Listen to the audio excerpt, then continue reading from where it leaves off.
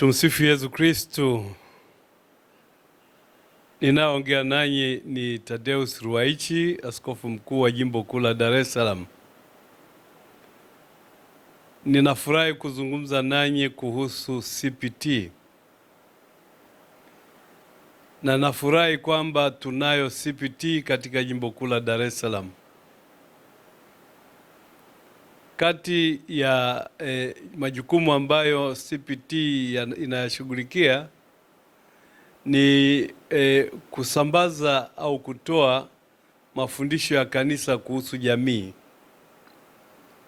Hilo ni jukumu muhimu sana ambalo linahitajika kwa ajili ya kanisa, lakini pia kwa ajili ya jamii kwa ujumla. Mafundisho ya kanisa kuhusu jamii yanawagusa watu sio tu kama Wakristo, lakini yanawagusa kama raia. Raia ambao wana majukumu mbalimbali kama wananchi.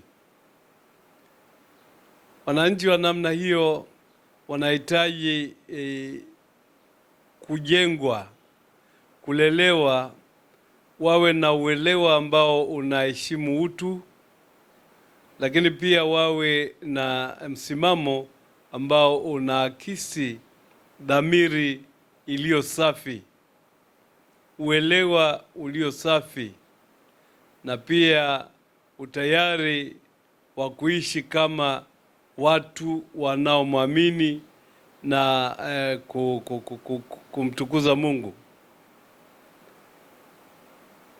CPT inapojipanga kusambaza au kueneza au kufundisha mafundisho ya kanisa kuhusu jamii, inaitendea jamii haki, kwa kuwa jamii inahitaji kuwekewa msingi na mwelekeo ambao una misimamo sahihi.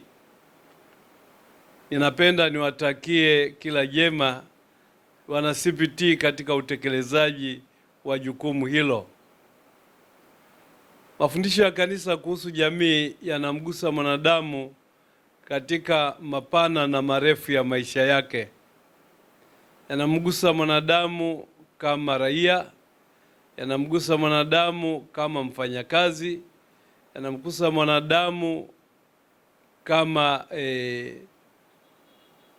kiumbe anayejihusisha na masuala ya siasa, na yanamgusa mwanadamu katika kiumbe anayehusiana na wanadamu wengine wa dini na madhehebu mbalimbali.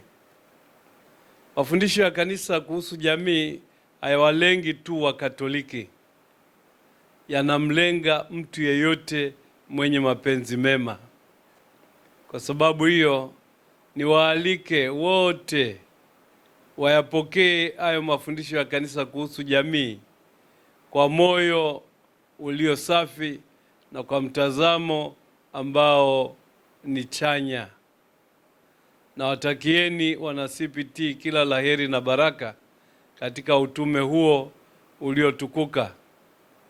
Ni tumaini langu kwamba mafundisho ya kanisa kuhusu jamii yakipenya katika akili, mioyo na dhamiri za watu, tutakuwa na raia wakomavu zaidi, raia waelewa zaidi, na raia ambao wanakuwa wazalendo kweli na sio wazalendo uchwara. Mwenyezi Mungu awabariki.